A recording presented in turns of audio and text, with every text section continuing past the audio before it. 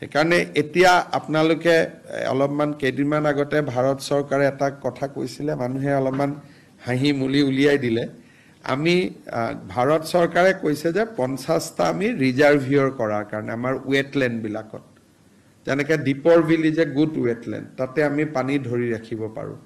তেনেকৈ ব্ৰহ্মপুত্ৰত নগাঁৱৰ পৰা ধুবুৰীলৈকে যিমান ৱেটলেণ্ড আছে, সেই ৱেটলেণ্ড কেইটা যদি আমি অলপমান চাফ চুফ সুন্দৰ কৰি ৰাখিব পাৰোঁ, তাত কিছু ৰিজাৰ্ভিয়ৰ হ'ব পাৰে। পানীৰ সমাধান কি, এইটোতো সকলোৱে জানে যে পানীৰ সমাধান এটাই যে পানীটো ৰিজাৰ্ভিয়ৰত ধৰি ৰাখিব লাগিব।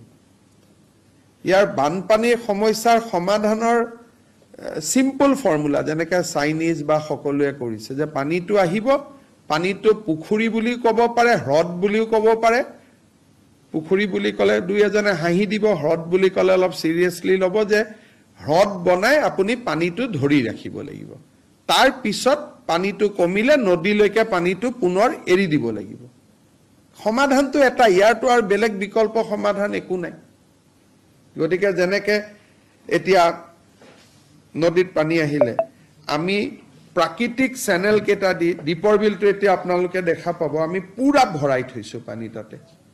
আগতে দীপৰ বিলত পানী নাথাকে, আজি আপোনালোকে চালে দেখা পাব যিমান গুৱাহাটীলৈকে পানী আহিছে, মই আজি খনামুখলৈকেও গৈছিলোঁ, মেক্সিমাম পানী আমি দীপৰ বিলত কনভাৰ্ট কৰাই দিছোঁ বৰ্তমান, যাতে অলপ হ'লেও নলবাৰীত পানীটো কম যায়।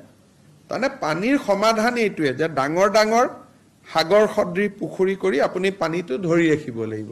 তাতো কেতিয়াবা বিপদ, পুখুৰীকেইটাত যদি পানী অদ্ভুত পানী সোমাই যায়, সেই ৰিজাৰ্ভৰো ভাঙি যাব পাৰে কেতিয়াবা।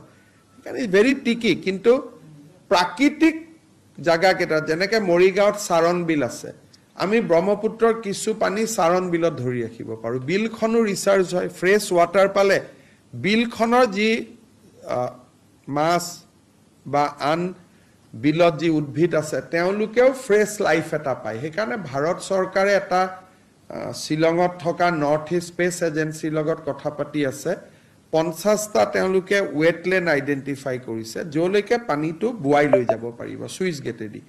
আৰু তাত যেতিয়া পানীটো বেছি হৈ যাব, ছুইচ গেটটো বন্ধ কৰি দিব। এইবাৰ মৰিগাঁৱত আমি এনেকুৱা 2টা প্ৰকল্প ল'ব খুজিছোঁ। সেই বিষয়ে যোৱা কিছুদিন আগতে অমিত শ্বাহৰ অধ্যক্ষতাত হোৱা সেইটোকে তাত দিয়া হৈছিল। তেতিয়া আমাৰ মানে হাঁহি দিলাৰে পুখুৰী দি পানী ধৰি ৰাখিব, মানে বুজাব পৰা নাই কাৰণে কথাটো এনেকুৱা। আজি আপোনালোকে চাওক দীপৰ বিলখন একদম ভৰ্তি হৈ আছে, কাৰণ আমি পানীটো দীপৰ বিলত আনি আছোঁ, আৰু যেতিয়াই ব্ৰহ্মপুত্ৰত পানীটো কমি যাব দীপৰ বিলৰ পৰা এৰি দিম।